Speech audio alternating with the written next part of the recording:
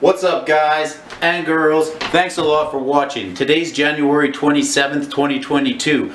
We're celebrating a big happy birthday to my friend Smash Jackson. Smash that like and subscribe button down below if you want to have a little bit of birthday fun. Today we've got a full frontal Power 9 video coming to you guys. Check out what's coming up next.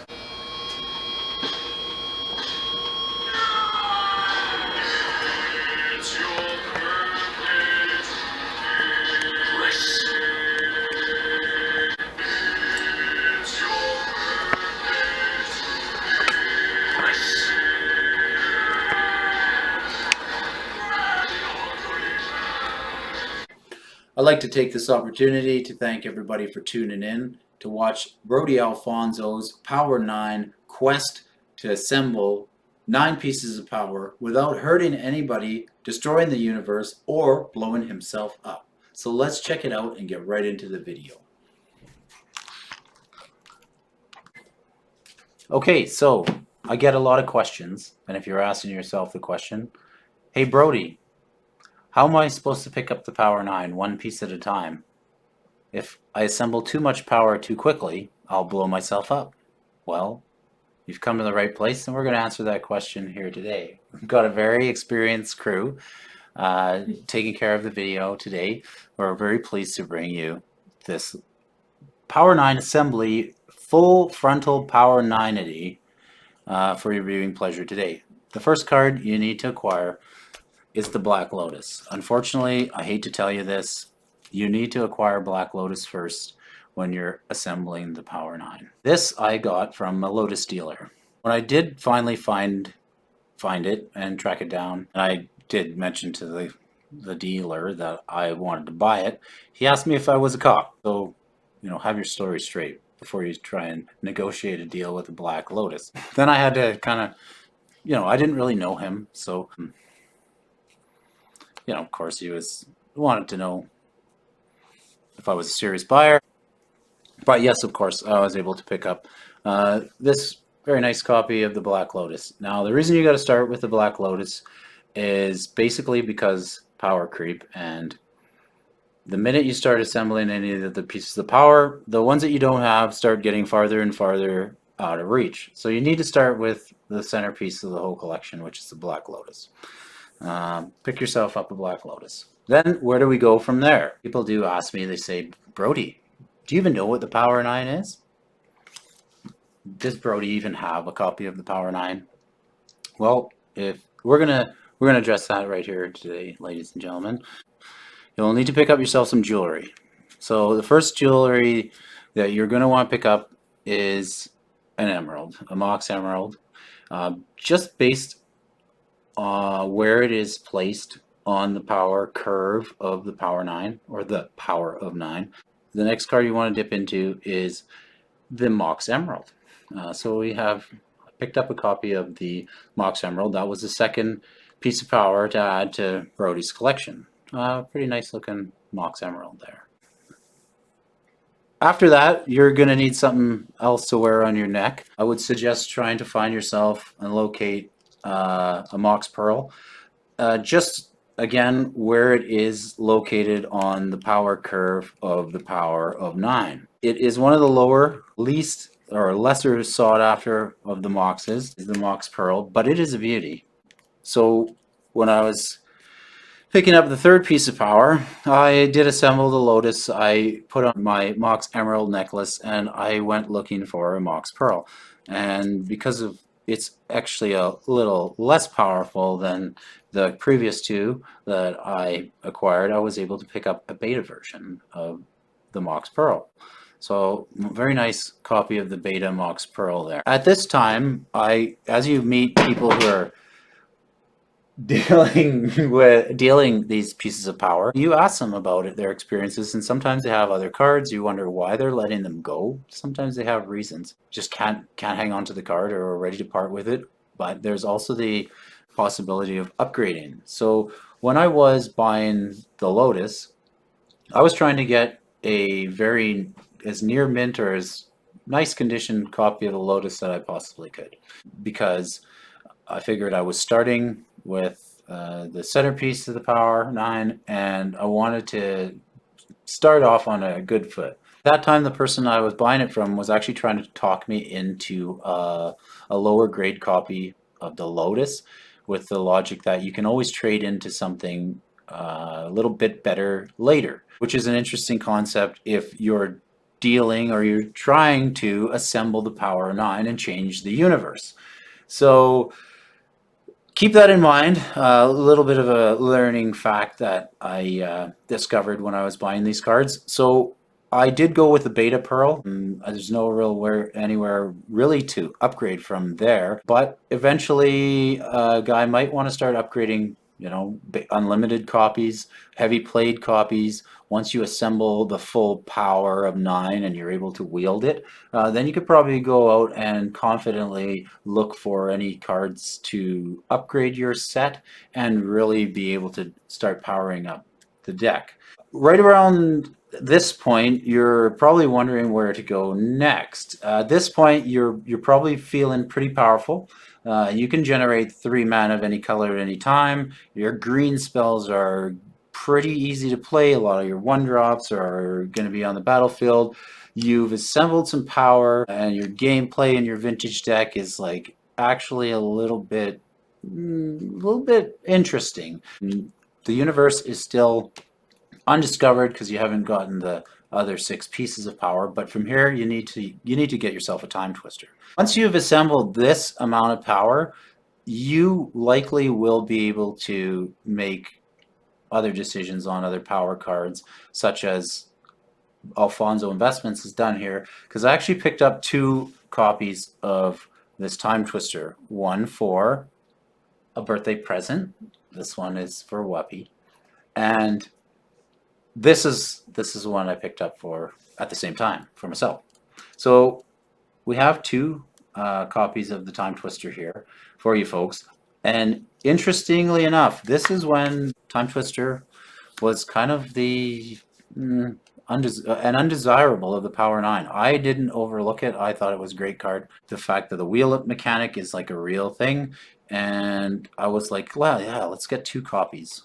An unlimited copy and a beta copy. This is again a near mint copy as I could find. Very nice looking unlimited time twister. It's worth grading this one. I would say it was actually more expensive than the beta version. So the beta version was $100 less than the unlimited version, just because a lot of people like the white border card. For some reason, the beta version was $100 cheaper than the unlimited version. This is a pretty nice beta rare time twister. Again, another shot of the back there for you folks. So at this point, you've got time twisters. Maybe you got a couple. You're able to twist your way and twist and shout. Your way through some games. You can assemble some pretty awesome commander power. I got a little bit of glare on the camera, and I'm gonna see if our lighting crew can assist us. Yes, so you're twisting through time. Once you are able to assemble the ability to twist time, you're going to want to learn to travel through time. So you're going to need to pick up yourself a time walk. Time walk is another card that I was able to confidently step into and purchase at the same time as another card, which is not in the Power 9, but it could be in the Power 10, which is this card, the Library. As the story goes, at this point, Brody was able to wield time, twist time. He had a very shiny necklace and a beautiful emerald. He also picked and smelled the most beautiful flower known to Magic card players alike. Twisting time, wielding time, then you should have enough mana and power under your belt that you will be able to walk through time. You'll be able to take extra turns, and at this point, you really should be powering up some vintage decks. This is where we're going from here, folks. So at this point, Brody was twisting through time. He was taking extra turns. He was able to generate all kinds of free mana, and it was time to add a little bit more flash, dash, and panache to the jewelry assembly. So after you get this far, your 5th piece of power, you should be assembling the most sought after of the Moxen, the Mox Sapphire. Now, given that markets fluctuate, and they do. As you're acquiring these pieces of power, I'm really telling you this to you folks in the most sincerest possible way. Because once you acquire your very first piece of power, you're going to see prices of these cards moving. And you're going to really have to settle up for some ups and downs and watching the ones that you want get farther and farther out of grasp as other collectors start to pick them up. Sometimes things come onto the market and there's lots available, but sometimes things are hard to come by. This little baby has seen some love. But again, it is a piece of power. We can always upgrade it later, like a beta sapphire or something like that. So this is where things get fun. The mage has assembled mana. He's able to make mana at will. He's able to twist through time. And Brody the mage is also able to take extra turns and generate blue mana. So once you're able to generate free blue mana, you need to get yourself the ability, you need to unlock some more of this blue player's card drawing ability. And that is when you're going to need to get yourself an Ancestral Recall. Now, I would have settled on an unlimited version of the Ancestral Recall. But this little baby, there's an interesting story about this. I found a seller for this particular Ancestral Recall after many, many months of searching and trying to find one. And I was primarily actually watching it, and it wasn't really moving in price. And I really, really wanted an unlimited one because I really like the border of the unlimited card. It just pops. It really is great. So up and cometh the beta Ancestral Recall. I contacted the seller, and of course, the seller's in a completely different town. And lucky for me, I have a cousin who is a Magic player. He's several years younger than me, but he is smart. I mean, SMRT. He knows what to look for in cards. He's had things pass through his hands. So I actually contacted my cousin and said, hey, can you meet a guy at a coffee shop and take a look at this Ancestral Recall? If it's the real deal and you think it's worth a pickup, I'll send him the money right then and there and get him to give you the card. Talk about crazy deals. So that's sometimes what you got to do to track these down and make things happen. So he was able to do a light test on the card, check it for condition, authenticity, and give it a really good look over. I bought this from pictures on the internet and pretty much sight unseen. But I did send somebody that I trusted with Magic cards that I knew had a history of the game, could authenticate the card, to go pick it up, cite the card, put it in a top loader, and mail it to me after the funds were transferred. There is a chip on the back of this one, if you can see it there. It's unfortunate, but again, a very difficult, beautiful copy of the Ancestral Recall in beta, their version for you folks. So at this point in your life, you're really feeling powered up and you're so close, right? You're like 2 more pieces and I'm done. But it's just like running up a hill or doing 1,000 sit-ups. The more you do and the more power you assemble, the harder and harder it is to get the other pieces. They get farther and farther out in the universe. They become more scarce. People are looking for them. People are not partying with them. And you're really start to evaluate whether or not you're going to finish. But at this point, you've got so much power assembled that you trudge on and you don't give up. And you say, it's time to unlock black mana. And this is going to allow me to cast spells from the Dark Mage's spell book and wield free black mana and play all the games of vintage that I could ever want. Just good things, ladies and gentlemen. Just good things. Keep in mind, at this point, once I'm starting to assemble the final pieces of power in the journey to assembling the Power 9, this Mox Jet of Unlimited version was the same price that I paid originally for the very first piece of power, the Black Lotus. If you can believe it or not, ladies and gentlemen. Very nice unlimited Mox Jet for you folks. The Red Mage's favorite, the Mox Ruby. This is the flag at the finish line, ladies and gentlemen. If you've come this far in the video and you've come this far in your quests and you're desire to assemble the Power 9. The finish line, when you see the Mox Ruby, you're going to see red. You go straight forward. Red generally means stop.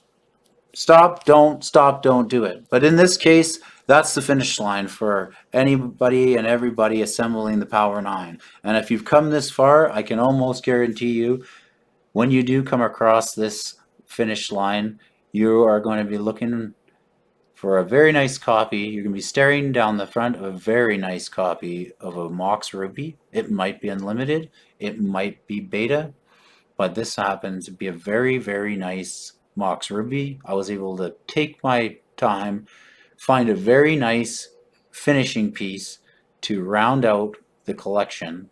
I was very proud to assemble this, place it in the collection, and as you can see, I have just assembled the entire Power of 9 without exploding the universe.